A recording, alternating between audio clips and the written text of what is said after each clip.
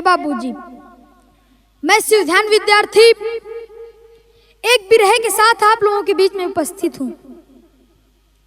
मुझसे कोई गलती हो या कोई त्रुटि हो, आप लोग अपना छोटा भाई छोटा बेटा समझ के क्षमा करिएगा। भूमिका में 4 लाइन कहना बा।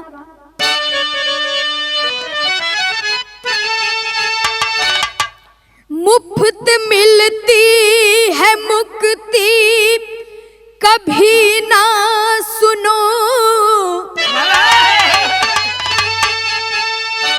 चोरी चतुराई से मन की दृढ़ता से कोई लड़कर भी प्रण कर चला सूरमा,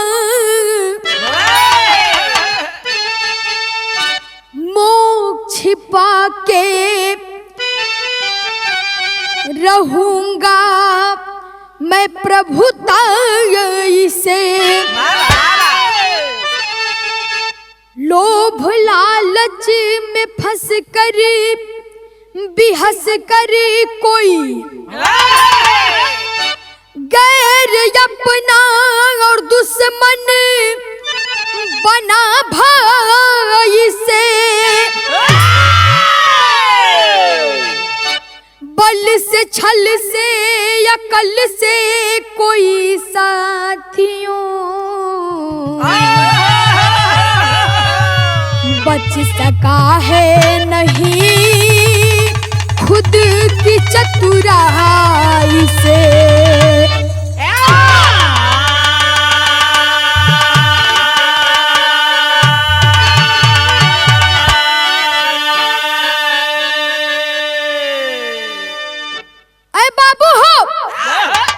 बल से छल से अकल से कोई साथियों बच सका है नहीं खुद की चतुराई से। इस परम पिता परमेश्वर के आगे ना तो किसी का बल काम आता है और ना ही छल काम आता है, और ना तो केहू का बुद्धि काम करेला, सब फेल हो जाला। तो यही से लिखे के पड़ल। एक लाइन गजल लगल गुरुजी।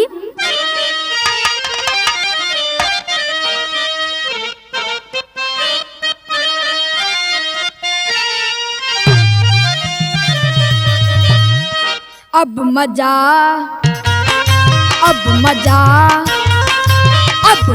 नहीं आता,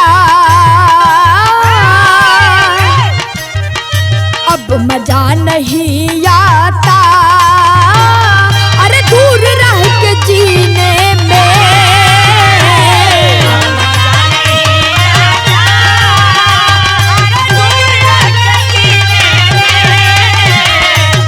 अरे जियो जियो, क्या बात है, क्या बात है।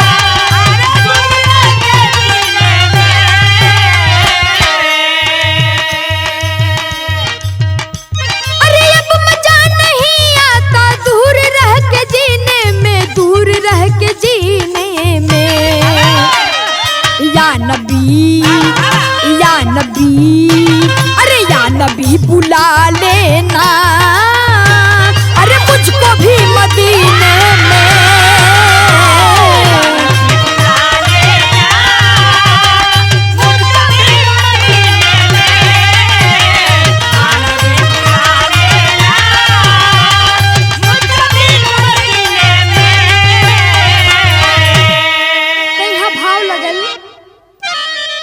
अरे जैसा जो कर्म करता, जैसा जो कर्म करता, अरे वैसा ही वो पाता है।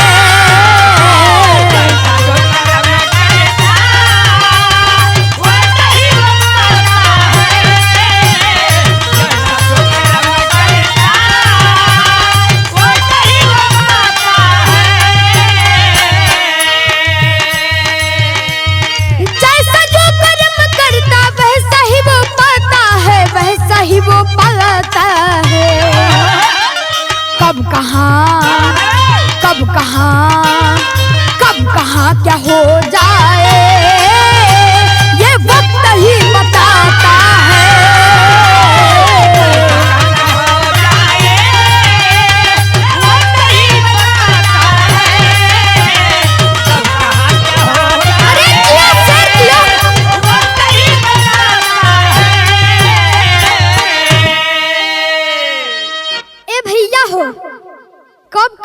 हो जाए केहू के नहीं खे मालूम। सब कुछ मालिक के हाथ में बा। वाह वाह। कैसे?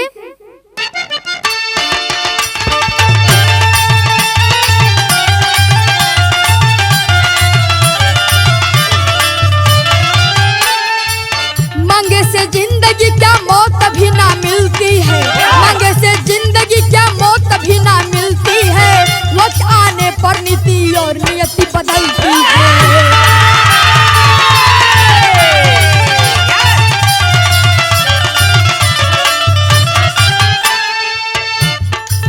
आए हो जग में यही जिंदगी बिताना है, आए हो जग में यही जिंदगी बिताना है, कमाई जितनी करोगे वो तुम्हें पाना है।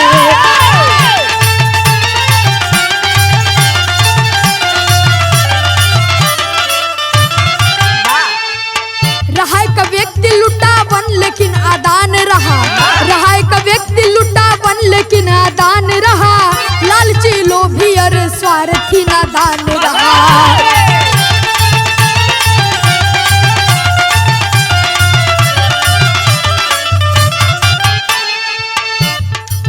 दिन पन बीत गया बोली तब माया नमा हो, दिन पन बीत गया बोली तब माया नमा हो, कर परहित पूजा पाठ अन्न धनवा हो।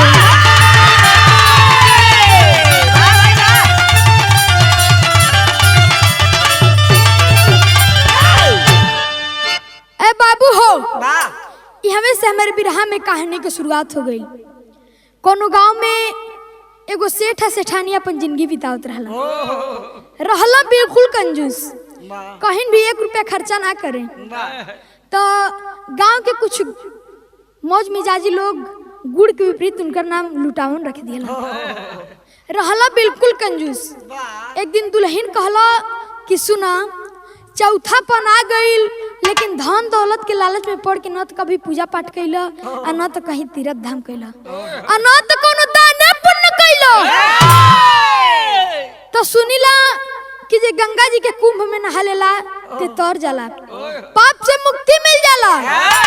तो काहे न कोसे भर पैदल जाके नहाओ तो, लेकिन कैसे कहे? यहाँ एक लाइन तर्ज लगल गुरुजी।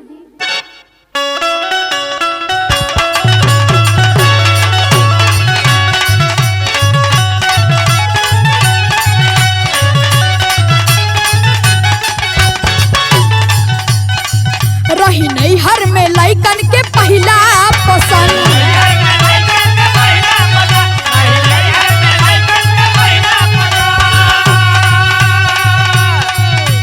जहनी लजाई बड़ाई करीबो,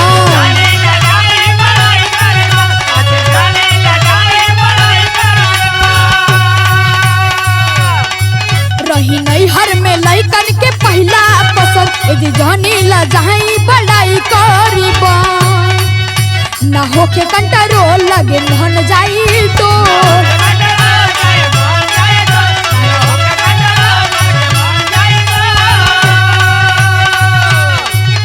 ना होके कंट्रोल लगे मन जाई तो, आ देखते ही प्यार तो के जागे कि सड़िया करिया ले ले यही हा बलम जी नजरिया ना लगे। क्या बात है, क्या बात है?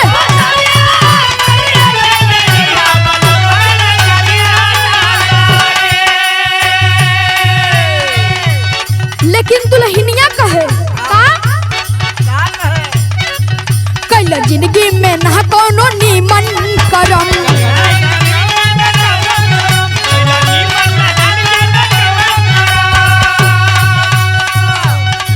करते रुपया कमाई तू अइला पलम,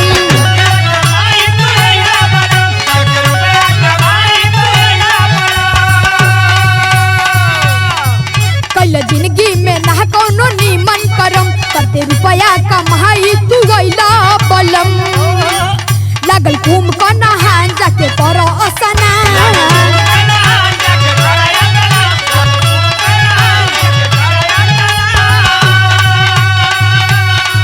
लागल घूम कर नहान जाके करो स्नान, कटी पाप तब सब कहता कि गोरिया मोहर लीची करिया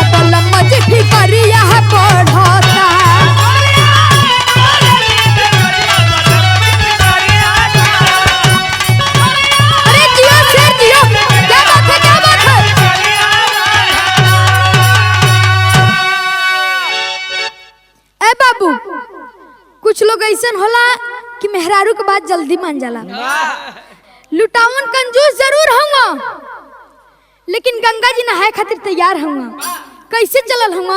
यहाँ एक लाइन गीत लगल, कोनो प्रेमिका के शादी ओकर मर्जी के खिलाफ कोनो दूसरा जगह तय हो गइल बा, तो प्रेमिका अपने प्रेमी से कहतिया का,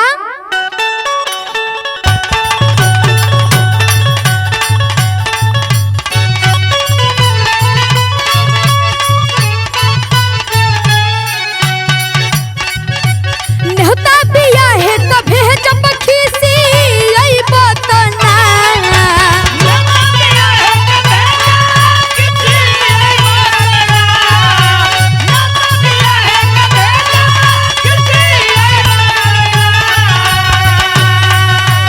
नेहता बिया है कभे जब खीसी आई बतना, कि यही बो मजनुआ हमार अही बो की ना, कि हमरा शादी के दिन मुँह दे अही बो की ना।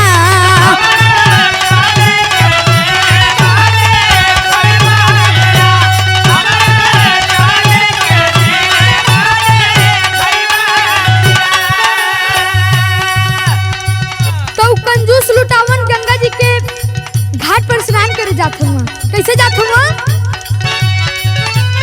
पंडा पुजारी निहारी चले धीरे धीरे,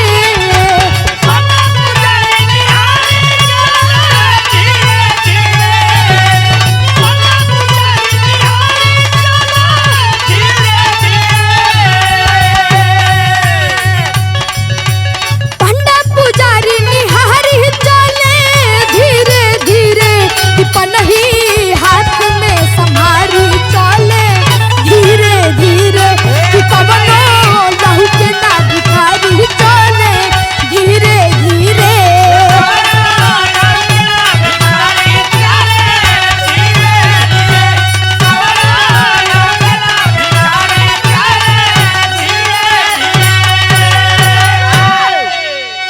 मन में विचार करत था कि जहाँ नहाए वाला घाट है वहाँ ना नहाए, काहे कि कोनो भिखारी पैसा मांगे, कहीं तिलक चंदन लगा के पंडा लोग पैसा मांगे, तो विचार करत था। तो यहाँ तर्ज बदल गई मास्टर,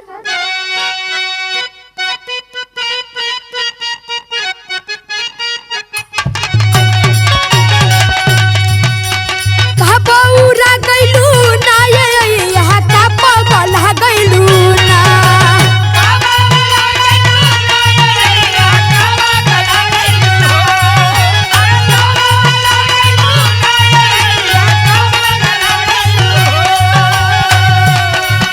अरे का बौरा गइलू ना ये यहाँ का पगला गइलू ना, हम तो खुदे रहिला बौरहिया, हम तो खुदे रहिला बौरहिया, ये यहाँ का पगला गइलू ना।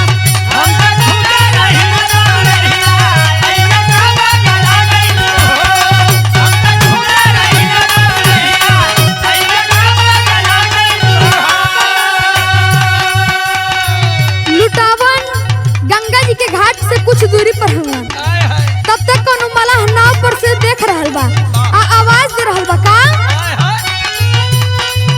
अरे मानो कहनवा ना ये भैया, मानो कहनवा ना,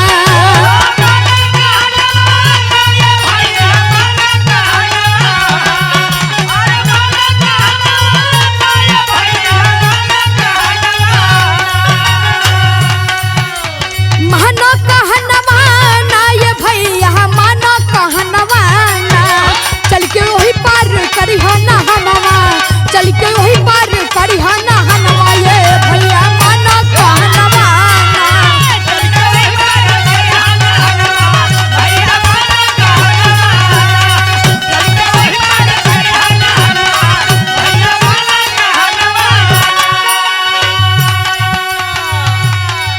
बिच धरवे में तोहके ले जाइब,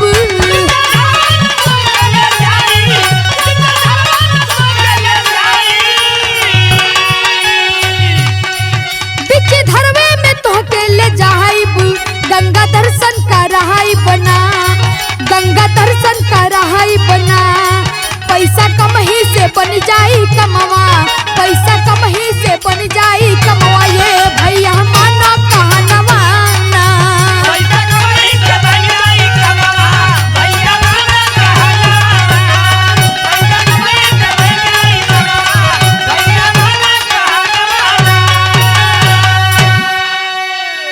ए भैया हो, ओ मल्लाह के बाद जो ही लुटावन के कान में पड़ल, दक्षिण के रास्ता धर लिया। बाप रे बाप, हम तो पंडा पुजारी से डरत रहली, इ तो बड़का पंडा है बा। तो हाथ में पन्ही थमले आगे बढ़त हुआ तो टेरी लगल।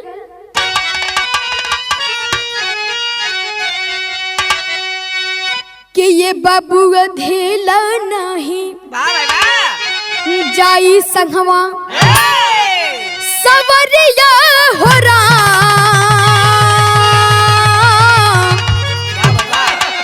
कि अधेला नहीं जाई संगवा, करने तीर्थ चला है मन में ठेली ठेला। तो कवि जी लाख रुपया का बात लिखा हुआ, मानव जीवन को बमोल काहे बनल बकलो, रोका कंजूसी का रोल ये न मोल सुगना, जबले जिया बल्ले बबोल जिंदगी हवे डमाडो, ले बाए के तू खगोल ये न मोल सुगना,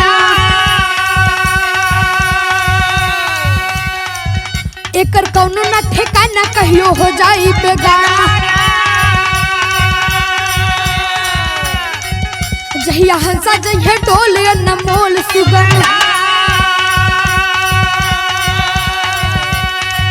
संगे जाई न खजाना बंद शिव धन के मानो, संगे जाई न खजाना बंद शिव धन के मानो, प्रिय प्रेम रस घोल न मोल सुगना।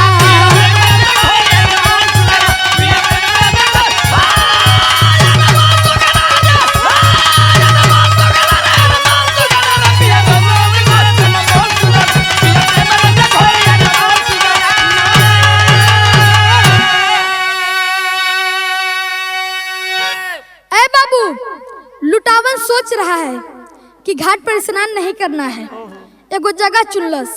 कौन जगह? मुर्दा घाट, कि वहाँ कोई नहीं होगा, बिल्कुल सुनसान होगा। तो यहाँ बड़ी पुरान तर्ज लगल गुरुजी। कौन तर्ज है?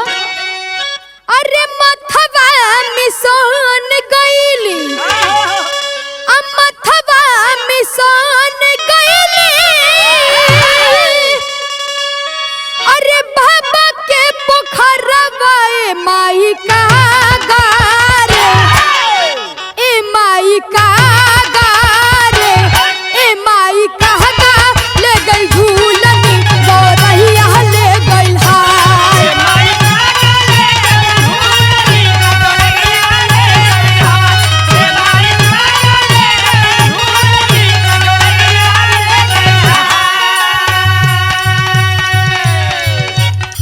लुटावन मुर्दा घाट पर स्नान करे चलल हुआ। कैसे? चलत चलत अइला, चलत चलत अइला, वही गंगा तीरवा ए बाबू जवान, ए बाबू जवान, ए बाबू जवाने खैया लसिया जरेले दिनवारा।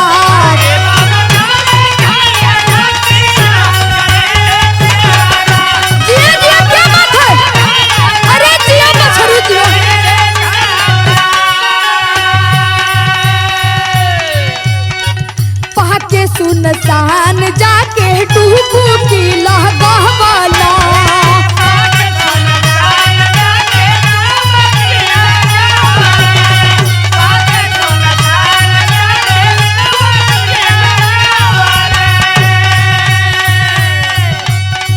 कहबले नारायण नर कह रूपवा पहनवाला,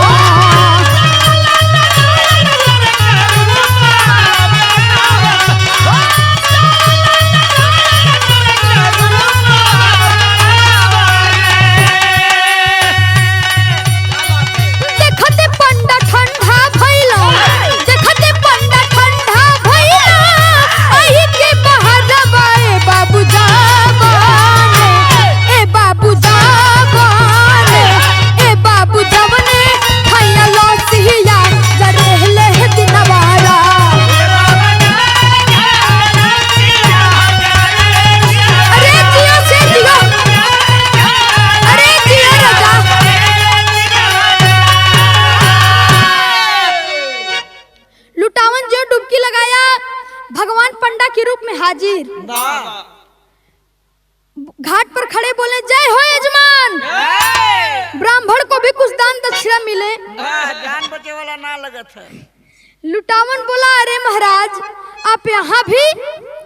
तो पंडा के रूप में भगवान बोले यहाँ भी नहीं, हमारे जिम्मे यही घाट ही है, मुर्दा घाट। कभी कभी तो कोई आता है और महीने 2 महीने का खर्च दे जाता है, अपना चलता है। तो लुटावन कहत का है से बुरा पड़ल। यहाँ भाव लगल।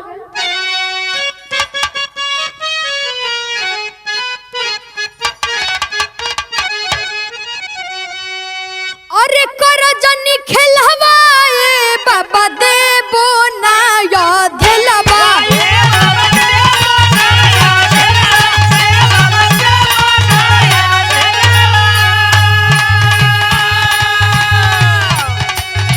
कि बाबा हो देबो ना याद लबा।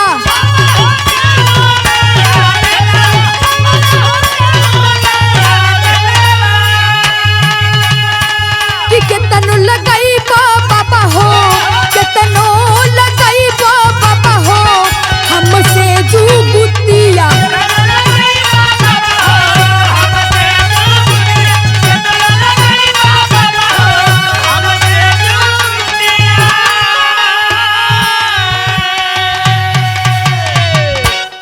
बाबा हो ए बाबा मत लालच करो, हमारे पल्ले एक भी अधेला भी नहीं बा।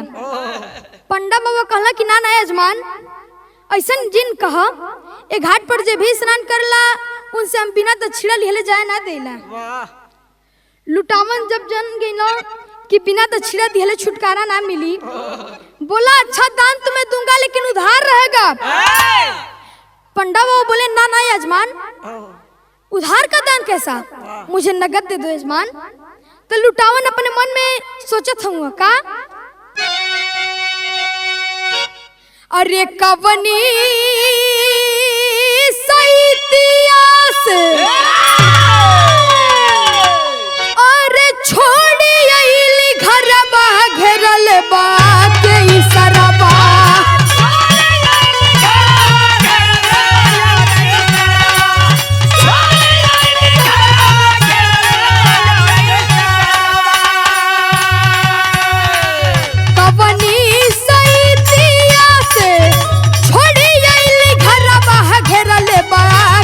सरबा।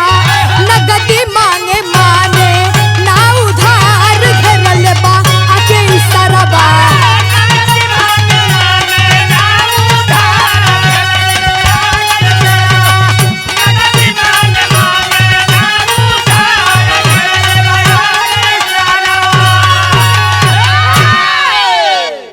लुटावन ये सब सोच विचार अब बहाना बनावे में लागल हूँ। तबले पंडा के रूप में भगवान बोले अच्छा ठीक है उधार ही सही, मैं घर आके ले लूंगा। लुटावन खुश हो गया कि कैसो बोला टरल। अब खुशी खुशी घर पहुंच गया, दुल्हन से बतियावत है का पहपट लगल।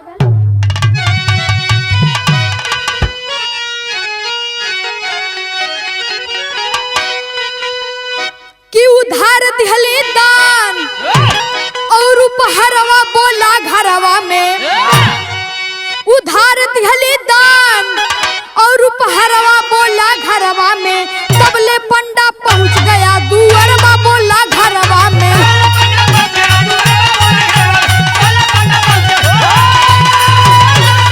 अरे जियो काका जियो।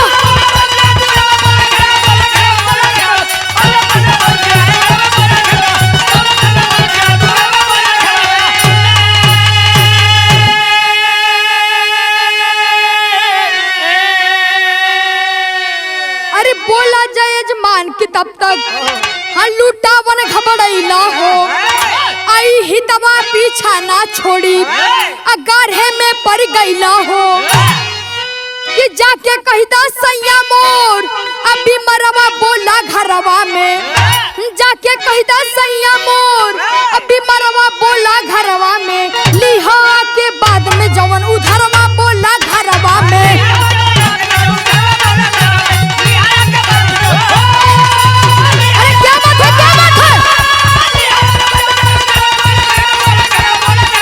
Yeah.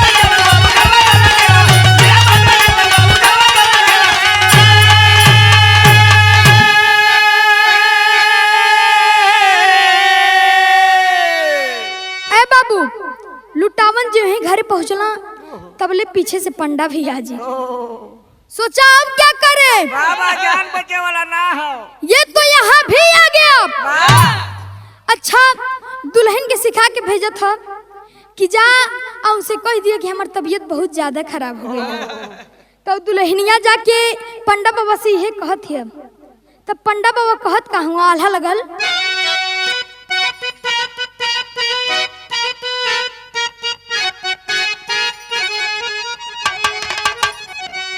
कि सुनत बचनिया पंडा अब बाबा तब बोल रे भैया।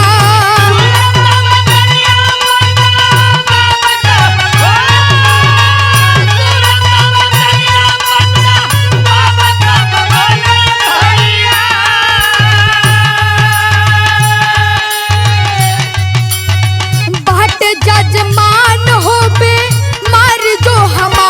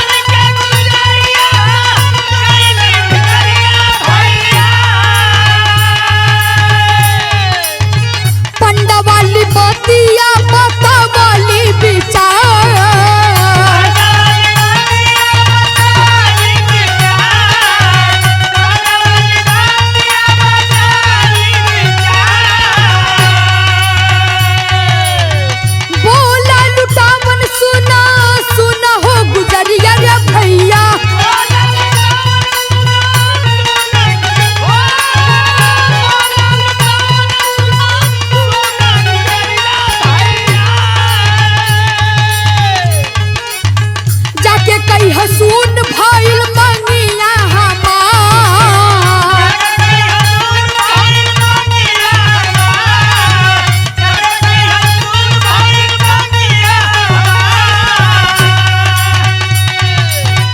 नकली रोवैया तू रोवो यही घरिया रे भैया।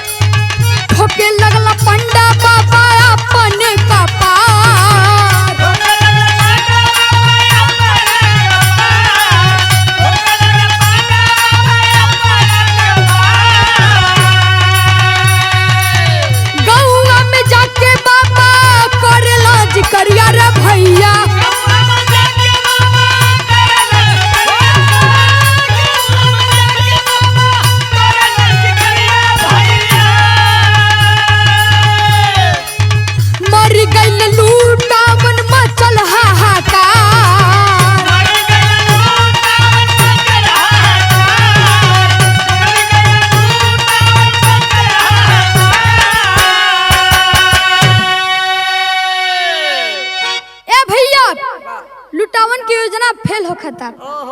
पंडा बाबा बिना वसूल कैले डोलिए नहीं तो एगो उपाय कैला कहला कि असली ना नकली रोवाई रोई है आ कहिया कि हमार सैया दुनिया छोड़ के चल गेला। ते भैया दुल्हन ढा ढिमला दुआर पर जाके आ छाती पीट पीट के चिल्ला चिल्ला के कहतिया आ एक और लुग्गा से मुंह तो पले ह केहू जान ना पावे कि आंख से आंसू ना बहता तो नकली रोवाई रोतिया। तो कहतिया का कि अरे हमरे राजाऊ हो राजाऊ काहे हमके छोड़ी के चली गईला राजा। ए उचारू कमाई तनी छावा घुसका हो आ रजाऊ ए अम्मा तनी पिड़वा छाहे धती गामे में जोरता आ काहे नाही हम ही मरी गईली ए रजाऊ अरे मोरी मैया हो मैया आ कहत रहला कि अजुए केहू आई तुहके 5000 रुपया दे जाई हो मैया। भगवान कहला आए इ तो देखत है उल्टे हमही के फंसा दे तो यहाँ खड़ी में भाव लगल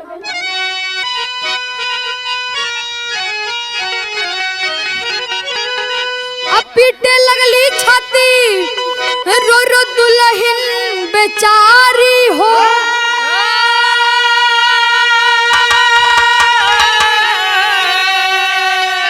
कि पीटे लगली छाती रो रो दुल्हन बेचारी हो कि बोली है जरूर अब बोली है जरूर नहीं जाई है बिसारी हो बोली है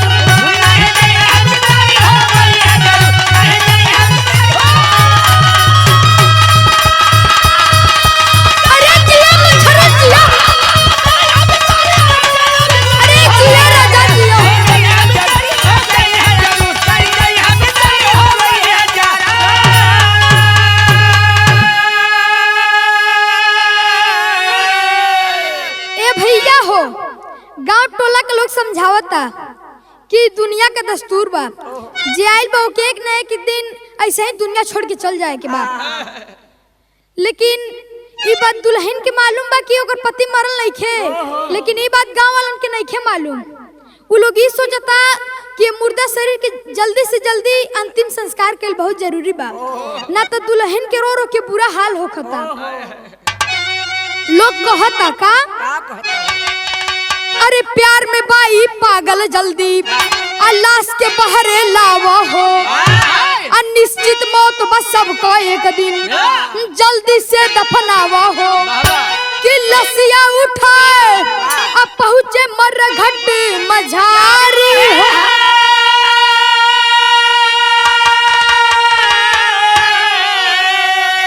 कि लसिया उठाए अब पहुँचे मरघट मझारी हो कि बोली है जरूर अब बोली है जरूर नहीं जाई है बिसारी हो बोली है अरे जिया जिया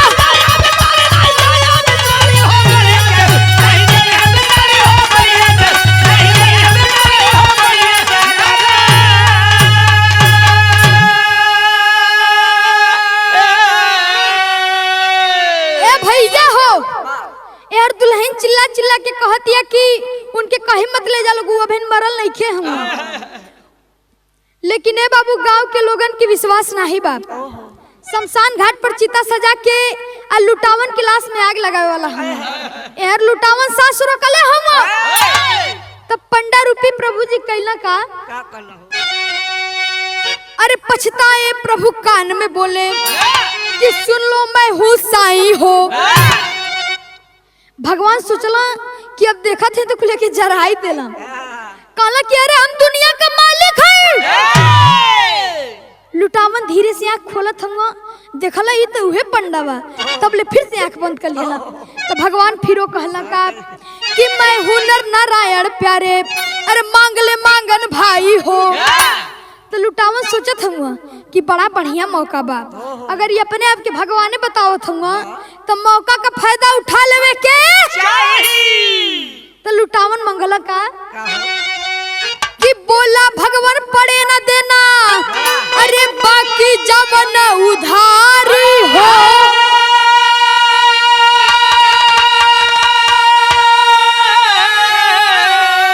अब बोला भगवान पड़े न देना अरे बाकी जवन उधारी हो कि बोली है जरूर अब बोली है जरूर नहीं जाई है बिसारी हो बोली है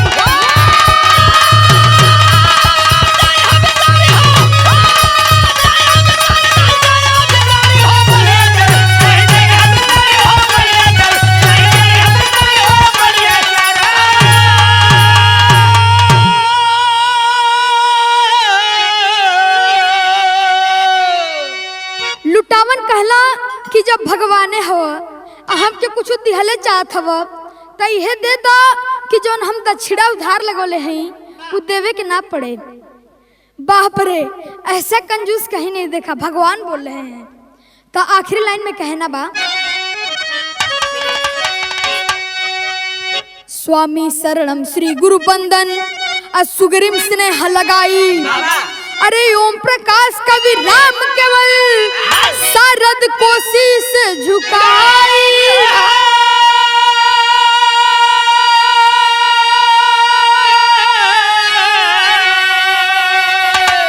अधेला नहीं जाई संगवा, अधेला नहीं जाई संगवा, सुर में शिव ध्यान सदगुरु के चरण गहेला, अधेला नहीं जाई संगवा।